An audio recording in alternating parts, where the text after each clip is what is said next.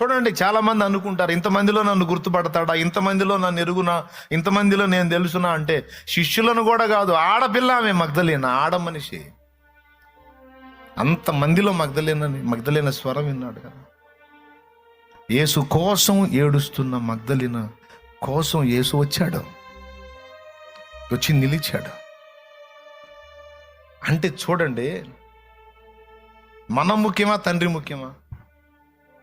చెప్పండి, మనం ముఖ్యమా తండ్రి ముఖ్యమా? అసలు శిలువ మీద ఏమని కేకేశాడు? నా దేవా నా దేవా నన్నేలా చెయ్యి విడనాడితివి అన్నాడు. అంటే యేసయ్య హృదయం ఏం కాంక్షించింది? తండ్రిని కలుసుకోవాలి.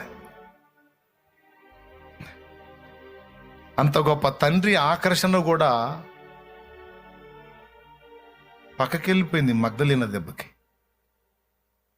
మగ్దలేన ఆర్తధ్వని, ఏడుపు దెబ్బకి.